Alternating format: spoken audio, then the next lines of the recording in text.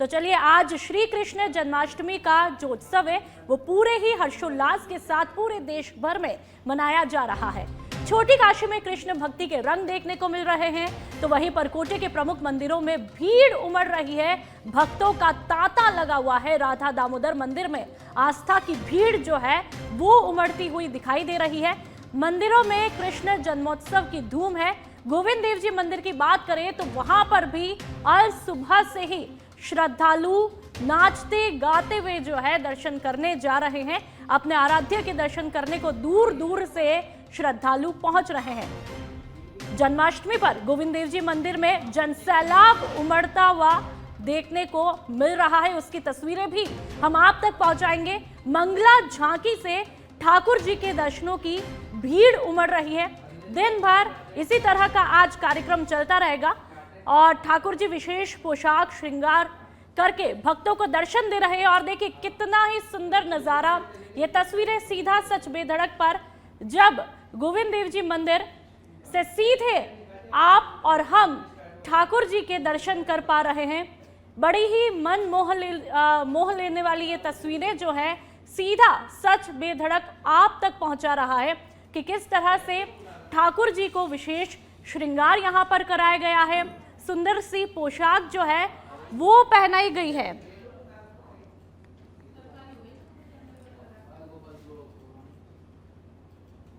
तो छोटी काशी से मथुरा तक एक ही जो है नारा गूंज रहा है, हाथी घोड़ा पाल की जय कन्हैया लाल की। कृष्ण जन्मोत्सव पूरे देश भर में धूमधाम से मनाया जा रहा है और हर भक्त आज शाम के रंग में रंगता हुआ दिखाई दे रहा है। नटखट नंदलाल का इंतजार आज हर किसी को है। हर एक की आंखें इस इंतजार में है कि कब नटखट नंदलाल के दर्शन हो जाएं।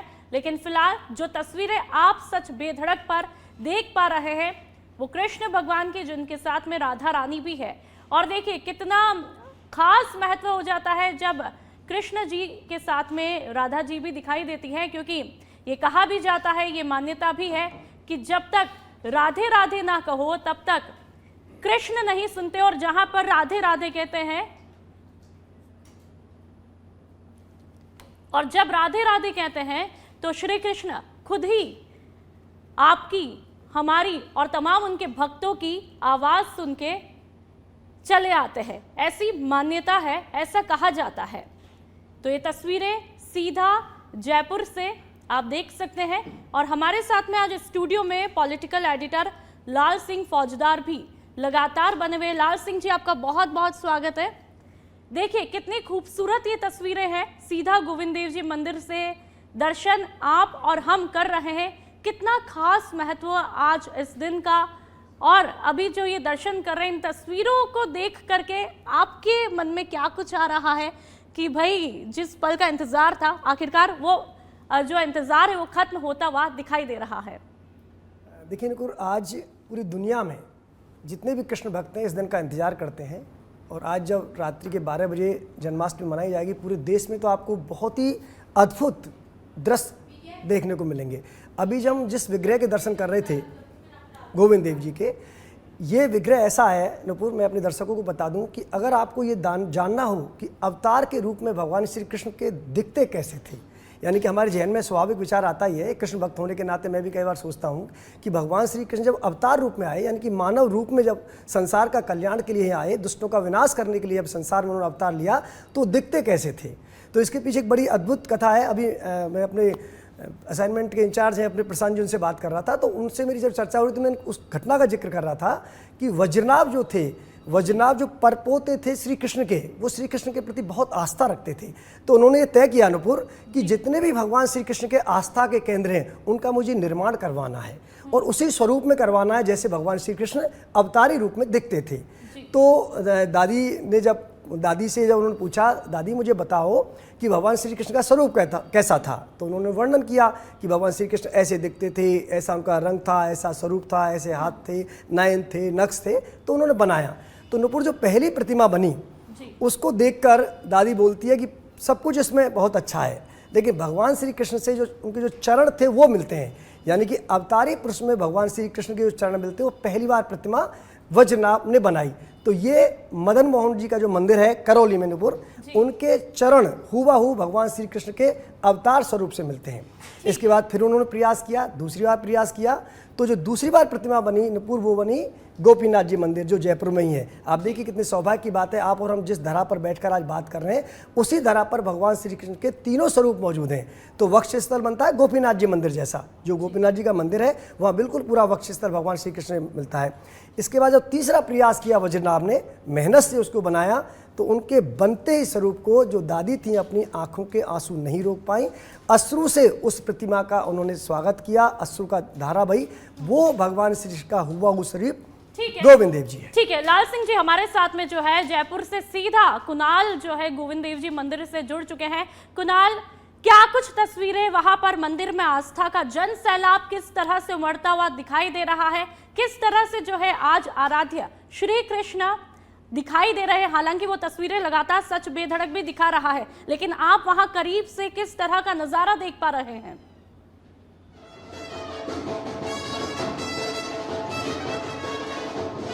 देखिए, इस समय हम राधा दामोदर दास मंदिर में मौजूद है। यहाँ मैं आपको तस्वीरें दिखाऊं, क्योंकि ये जयपुर का एक इकलौता ऐसा मंदिर है जहाँ पर रात में नहीं बल्कि दिन में जो है जन्माष्टमी मनाई जाती है।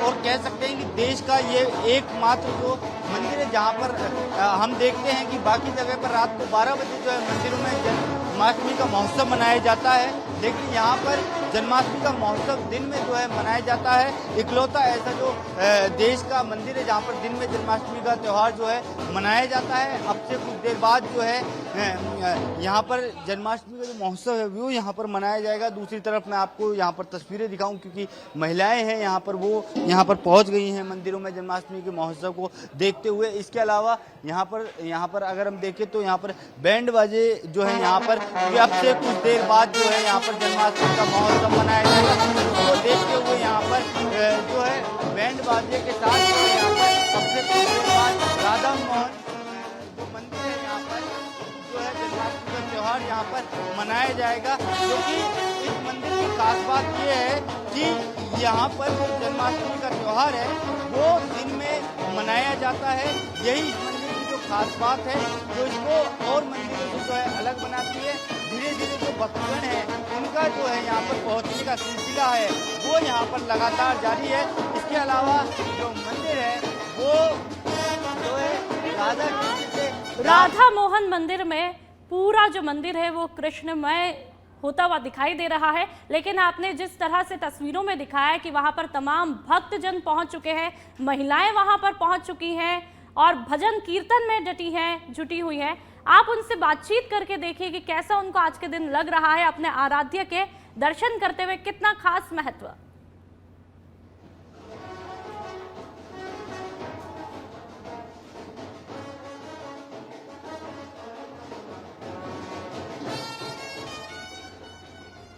जी कुणाल, आप तक मेरी आवाज पहुंच पा रही है?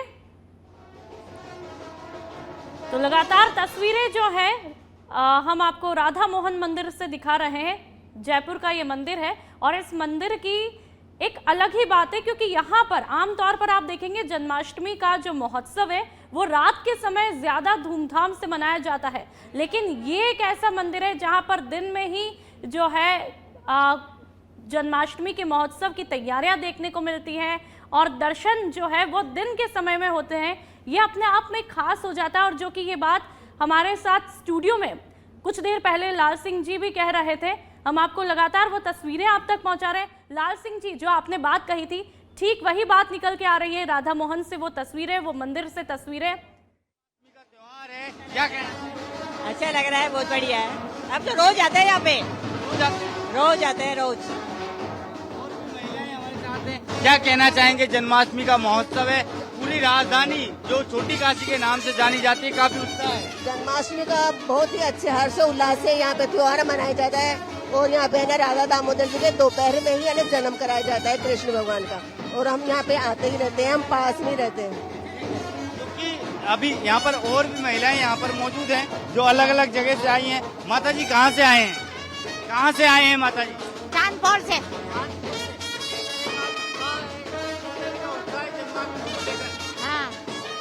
चाहेंगे जन्माष्टमी को? दर्शन करने आए हैं, भगवान के भोग लग जाए, प्रसादी पाएंगे और फिर आराम करेंगे, बस यही काम है। भजन कीर्तन करेंगे, अभी बाजा बंद हो जाएगा, उसके बाद में कीर्तन करेंगे, फिर स्नान होंगे, फिर चिन्नामत लेंगे और प्रसाद लेके घर जाएंगे। से कुछ देर बाद जो है यहाँ पर जो कार्यक्रम है वो यहाँ पर शुरू हो जाएगा। आप यहाँ पर देख सकते हैं जो चरणामृत है वो यहाँ पर, मैं अपने सहयोगी से अनुरोध करूंगा कि वो यहाँ पर दिखाएं। जो चरणामृत है वो यहाँ पर जो है भक्तजन है उनके द्वारा यहाँ पर बनाया जा रहा है। हम भक्तों से भी यहाँ पर बातचीत कर लेते हैं जो यहाँ पर लगातार जो है यहाँ पर सेवाएं दे रहे हैं। हम बातचीत जो है कर लेते हैं। क्या कुछ व्यवस्था यहाँ पर रहने वाली है अब से कुछ देर बाद जो जन्माष्टमी का त्यौहार जो है मनाया जाए?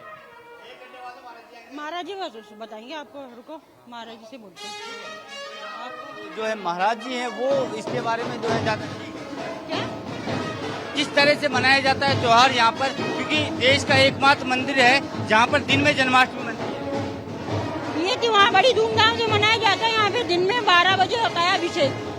यहाँ पे दिन में मान्यता है यहाँ के राधा दामोदर मंदिर की, दिन में ही होता है, 12 बजे अभिषेक होगा अभी। और महाराज जी बताएंगे।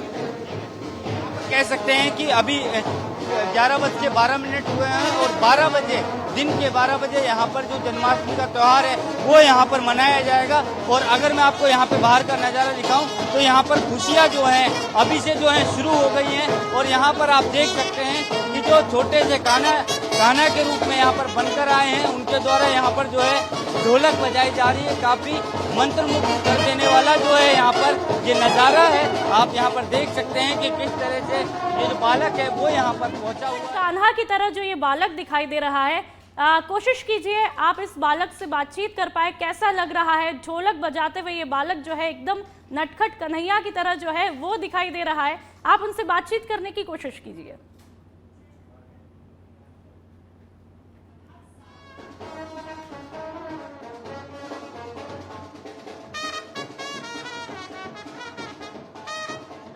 तस्वीरें जो है राधा मोहन मंदिर से आप तक हम पहुंचा रहे हैं। इस मंदिर की जैसा कि अद्भुत बात है, यहाँ पर दिन के समय जन्माष्टमी मनाई जाती है।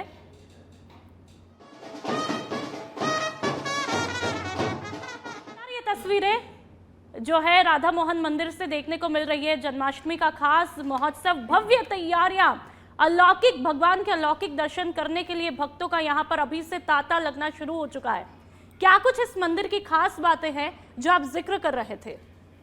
देखिए नुपुर, पूरे देश में अगर कहीं एकमात्र कोई मंदिर है जहाँ दिन के 12 बजे, रात्रि के 12 बजे नहीं बल्कि दिन के 12 बजे भगवान श्री कृष्ण की जन्माष्टमी का महोत्सव मनाया जाता है तो राधा दामोदर मंदिर है। इसके पीछे एक बड़ी मान्यता है, क्योंकि ये भगवान बाल स्वरूप में है नुपुर, तो ऐसी मान्यता है यहाँ पर कि भगवान श्री कृष्ण को देर रात्रि में जगाया नहीं जा सकता। इसलिए वर्षों से ये परंपरा चली आ रही है। यहाँ हर वर्ष जन्माष्टमी के दिन रात के नहीं बल्कि दिन के 12 बजे भगवान श्री कृष्ण का जन्म मनाया जाता है। और आप जब 12 बजेंगे तो बहुत ही आपको विहंगम तस्वीरें, बहुत ही सुंदर तस्वीरें नुपुर हम आपको दिखाएंगे, दर्शकों को हम दिखाएंगे कि कैसे पूरे हिंदुस्तान में एक ऐसा मंदिर इस धरा पर है, इस साक्षात जिसे भक्ति की धरती कहा जाता है, गोविंद देव जी की नगरी कहा जाता है, वहाँ पर ऐसे भगवान श्री कृष्ण का भी स्वरूप मौजूद है। उस स्वरूप में भी भगवान श्री कृष्ण मौजूद है राधा दामोदर मंदिर में, जहाँ पर उनकी दिन में पूजा की जाती है, यानी कि दिन में उनकी जन्माष्टमी मनाई जाती है। और जैसा कि मैंने कहा नुपुर, इसके पीछे मान्यता यही है कि भगवान श्री कृष्ण वहाँ बाल स्वरूप में विराजे हैं तो उनको देर रात्रि में जगाया नहीं जा सकता, इसलिए दिन में उनकी जन्माष्टमी मनाई जाती है। और देखिए खास बात यह है कि आसपास के जितने भी लोग हैं वो हर वर्ष यहाँ पहुँच जाते हैं। आप अब देखिए, जैसे मेरे सहयोगी दिखा रहे थे कुणाल, वहाँ से तस्वीरें, ये अभी तस्वीर तो अब दिखा रहे हैं, जैसे मैं घड़ी में देख के बताऊँ कितना टाइम हुआ है, यानी करीब 11:30 बज गए। ये 10 बजे से वहाँ पहुँच गए हैं, क्योंकि अभी थोड़ी देर बाद पट बंद हो जाएंगे। मेन जो द्वार है मंदिर के पट नहीं, पट तो जब खुलेंगे 12 बजे, मुख्य द्वार बंद हो जाएगा। इतनी यहाँ भीड़ आती है कि जबरन लोगों को रोकना पड़ता है कि अब रुक जाइए। तो ऐसे जो कृष्ण के भक्त हैं, अब देखिए कृष्ण के भक्त भी बड़े निराले होते हैं नुपुर। उनकी भक्ति अगर आप देखेंगे कभी नाचते मिलते हैं, गाते मिलते हैं, अलग अलग स्वरूपों में मिलते हैं, यानी कि उनके भक्ति के रंग भी आपको अलग अलग मिलेंगे। चाहे आप कृष्ण भगवान की भक्ति के रंग जो है आज पूरे देश भर में देखने को मिलेंगे, चाहे वृंदावन हो, चाहे मथुरा हो या फिर राजस्थान हो, अलग अलग जगहों से अलग अलग तस्वीरें जो है वो देखने को मिलेंगी। लेकिन लाल जी, कृष्ण भगवान से जो है या फिर गीता से कह लो, कई उपदेश भी हमें देखने को मिलते हैं। ये जो तस्वीरें हमने दर्शकों को दिखाई है, कृष्ण भगवान के साथ में राधा रानी भी है। अब देखिए राधा जी का महत्व कितना खास हो जाता है आज के दिन, और भी क्या कहेंगे? बहुत बड़ी बात नुपुर आपने की है। और देखिए इसको समझना होगा, बहुत गहरे में जो आध्यात्म के लोग हैं वो समझते हैं राधा का उल्टा क्या है नुपुर? धारा। भगवान श्री कृष्ण के साथ ही राधा कृष्ण क्यों है, रुक्मणी क्यों नहीं है? जी। राम के साथ सीता है, भगवान शंकर के साथ पार्वती हैं, लेकिन एकमात्र भगवान श्री कृष्ण है जिनके साथ उनकी पत्नी का नाम नहीं है। किनका नाम है? राधा का नाम है, जो उनकी प्रेम का थी। बाकी जितने भी भगवान के स्वरूप हम पूजते हैं अपनी धरा पर, उनके सबके साथ पत्नियों की पूजा होती है, लेकिन ये एकमात्र ऐसे अवतार हैं जिनके साथ किनको पूजा जाता है नुपुर? राधा को पूजा जाता है। राधा का जब उल्टा करते हैं तो क्या होती है? धारा। आप भगवान, आप भी नुपुर गए होंगे और जो दर्शक सुन रहे हैं, जब आप गोवर्धन की परिक्रमा देने जाते हैं तो दो परिक्रमा होती हैं, एक होती है बड़ी परिक्रमा, एक होती है छोटी परिक्रमा। छोटी परिक्रमा राधा के नाम पर है और ऐसा माना जाता है कि राधा के बिना आप भगवान श्री कृष्ण की भक्ति में नहीं बह सकते, क्योंकि जब आप राधा के साथ भक्ति करते हैं तो आप क्या हो जाता है? आपका धारा हो जाता है। यानी कि वो धारा जो श्री भगवान श्री कृष्ण के प्रति आपको ले जाती है, भगवान श्री कृष्ण के पास जो आपको धारा पहुंचाती है, वो राधा से शुरू होती है। इसलिए हमने राधा कृष्ण के रूप में पूजा है। आप देखिए ऐसा उदाहरण भी आपको अद्भुत मिलेगा नहीं नुपुर की। यहाँ कई बार लोग सवाल खड़े करते हैं। देखिए भगवान श्री कृष्ण को लेकर जितना अनुसंधान इस दुनिया में हुआ और हो रहा है, विदेशों में जो रिसर्च हुआ है, गीता के बारे में ले लो, चाहे कृष्ण के बारे में ले लो, कई बार खासकर जर्मनी में, सबसे अधिक जर्मनी में रिसर्च हो रहे हैं भगवान श्री कृष्ण को लेकर, गीता को लेकर। तो एक बड़ा सवाल खड़ा होता है नुपुर, अगर हम पूरे व्यक्तित्व को देखें, भगवान श्री कृष्ण के व्यक्तित्व को देखें, तो आप जोड़ नहीं सकते, आप उनको जोड़ नहीं सकते। बिल्कुल, आपने गीता का जिक्र किया लाल जी। गीता वाकई में कई संदेश देती है। ऐसे में जब अंधकार के समय भगवान कृष्ण का जन्म होता है तो वो भक्तों को क्या संदेश देती है? इसके भी पीछे भी बहुत सारे राज छिपे हुए हैं। अंधकार के समय ही भगवान ने जन्म लिया, ऐसे में क्या कुछ संदेश जो है हम इससे सीख सकते हैं लाल जी? देखिए बिल्कुल नुपुर, अगर पूरे भगवान श्री कृष्ण के संपूर्ण जीवन को हम देखें, पूरे जीवन को हम देखें, जन्म से लेकर, बिल्कुल आपने सही शुरू किया। जन्म कैसे हुआ उनका, कहाँ होता है जन्म का? कारागृह में जन्म होता है। माता पिता जंजीरों में जकड़े हुए भगवान श्री कृष्ण जन्म लेते हैं रात्रि के गहन अंधकार में। और देखिए ये प्रकृति की अद्भुत लीला है। आप दुनिया के इतिहास के पर्दों को अगर टटोलेंगे तो जो भी घटनाएं हुई हैं, बड़ी घटनाएं अक्सर रात्रि के अंधेरे में हुई हैं, क्योंकि वहाँ से प्रकाश का उजाला होता है। आप देखिए, आपने बड़ी बात कही, क्योंकि भगवान श्री कृष्ण गीता, लेकिन आप संपूर्ण व्यक्तित्व को आप देखेंगे नुपुर, तो आज भी भगवान श्री कृष्ण को क्यों कहते हैं हम संपूर्ण अवतार? उसके पीछे है, वो आए जब मानव रूप में, तो उन्होंने हर रूप में बताया कि मानव को कैसा जीवन जीना चाहिए। आज भी हर माँ जब उसके घर में कोई बच्चा पैदा होता है तो अपने बेटे को कान्हा कहकर पुकारती है, क्योंकि भगवान श्री कृष्ण जो कान्हा रूप में जीवन जिया वो संपूर्ण था।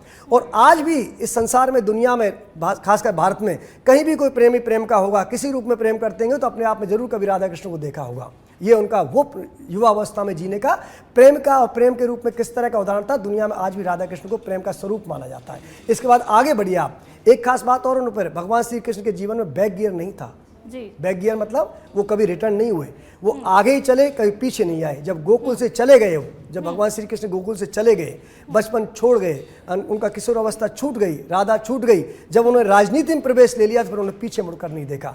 आप देखिए, फिर भगवान श्री कृष्ण के आगे आप आओगे तो आप देखो ना, पूरा जीवन पढ़ते नहीं है। बिल्कुल, उनके जीवन से बहुत कुछ सीखा जा सकता है। मैं आपको लगातार रोक नहीं रही, बस अपनी बात भी जोड़ रही हूँ। लाल जी, आपने राजनीति का जिक्र किया, साथ ही पॉलिटिकल एडिटर आप यहाँ पर है, लेकिन देखिए गीता में भी जो है, हम कृष्ण भगवान के यदि जन्म से, उनके जीवन से कुछ सीखें तो कूटनीति यहाँ पर भी आती है। तो ऐसे में क्या कुछ संदेश जो है वो देखा जा सकता है, सीखा जा सकता है, क्योंकि राजनीति, कूटनीति को किस तरह से उन्होंने जो है अपनी जिंदगी में उतारा है और उसे अच्छे वे में उतारा है। ये आप क्या कुछ कहेंगे इस पर? बिल्कुल नुपुर, अगर इसको मैं यूँ कहूँ, भगवान श्री कृष्ण मनोविज्ञान के परम ज्ञाता थे। मतलब अगर मैं कहूँ कि साइकोलॉजी के सबसे बड़े विद्वान कोई हुए हैं तो भगवान श्री कृष्ण को हुए हैं। सबसे बड़े राजनीतिज्ञ इस दुनिया में कोई हुए हैं तो भगवान श्री कृष्ण हुए हैं। कूटनीतिज्ञ कोई हुए हैं तो भगवान श्री कृष्ण हुए हैं। आप देखिए उनका पूरा जीवन, लेकिन देखिए इसमें आपको समझना होगा, आप ये समझो नुपुर, उनका पूरा जीवन क्या रहा है? केवल समर्पित रहा है। उन्होंने खुद के लिए कभी कुछ नहीं किया। और देखिए भीष्म पितामह की हम चर्चा करते हैं, जब भीष्म पितामह और भगवान श्री कृष्ण के बारे हम अंतर करते हैं, दोनों विराट व्यक्तित्व थे, लेकिन भीष्म पिता ने जब द्रौपदी का वस्त्र हरण हो रहा तो किसको चुना था? अपनी प्रतिज्ञा को चुना था। एक नारी का अगर वस्त्र हरण हो रहा है, नारी सम्मान अगर तार तार हो रहा है, उस वक्त सबसे जरूरी क्या था नूपुर? उस नारी की रक्षा करना। लेकिन उस धृतराष्ट्र की सभा में बैठे हुए इतने बड़े महारथी मौजूद थे, लेकिन एक भी महारथी ने द्रौपदी की लाज बचाने का प्रयास नहीं किया। भीष्म पितामह जैसे विराट व्यक्तित्व के महापुरुष ने भी अपनी प्रतिज्ञा की वजह से उस नारी को बचाने का प्रयास नहीं किया। किसने बचाया? भगवान श्री कृष्ण ने। और देखिए, युद्ध जब होता है तो भगवान श्री कृष्ण कहते हैं कि मैं हथियार नहीं उठाऊंगा। पता होगा नूपुर आपको कि मैं हथियार नहीं उठाऊंगा, लेकिन वो हथियार भी उठाते हैं। भगवान श्री कृष्ण हर उस प्रतिज्ञा को तोड़ते हैं जब लगता है कि समाज के हित में इस प्रतिज्ञा को तोड़ना जरूरी है। आप देखिए, भगवान श्री कृष्ण जैसा अद्भुत जीवन आपको कहीं नहीं मिलेगा, जिनका बाल अवस्था से लेकर युवा अवस्था तक पूरा जीवन केवल समर्पित था समाज के लिए। उन्होंने अपने लिए, मैं कहूँगा अगर इसको, उनके जीवन को हम देखते हैं ना कई बार, तो हम उस रूप को देखते हैं नूपुर की गोपियों के साथ नृत्य कर रहे हैं, बिल्कुल कर रहे हैं। बचपन में गोपियों के बचपन में दही का माखन चुरा रहे हैं। आपको पता नूपुर, आपको लगता है कभी आपने किसी चोर रूप में भगवान को पूजा हो? चोरी तो अपराध है ना, लेकिन भगवान श्री कृष्ण ने तो चोर रूप में भी उनको तो माखन चोर कह के पुकारते हैं। तो उन्होंने जो जीवन जिया वो संपूर्ण जीवन जिया। लेकिन हुआ क्या? जब संपूर्ण महाभारत किसकी वजह से हुआ? महाभारत किसकी वजह से हुआ नूपुर? दुर्योधन की वजह से हुआ। महाभारत उनकी आकांक्षाओं की वजह से हुआ, उनकी दुष्टता की वजह से हुआ, अधन की वजह से हुआ। वाकई में लाल जी, आज कृष्ण भगवान के जन्म और जीवन से बहुत कुछ संदेश और सीख जो है वो हम, आप और तमाम जो देशवासी हैं वो ले सकते हैं और कई ले भी रहे हैं। तो आज के दिन यही कहेंगे, राधे राधे जपो, कृष्ण भगवान खुद चले आएंगे। तो फिलहाल इस कार्यक्रम में इतना ही। नमस्कार। तो चलिए, जैसा कि बताया कि आज किस तरह से चर्चा हुई, अलग अलग जगहों की तस्वीरें हमने आप तक पहुंचाई, चाहे राधा मोहन मंदिर की हो या फिर गोविंद देव जी मंदिर की। आज पूरे दिन भर जो है भक्तों का तांता जनसैलाब उमड़ता हुआ दिखाई देगा। रात 12 बजे तो आपको देखने को ही मिलेंगे ही भगवान के दर्शन। लेकिन फिलहाल राधा मोहन मंदिर में अभी से ही जन्माष्टमी का जो पर्व है बड़े ही हर्षोल्लास के साथ में मनाना शुरू हो चुका है।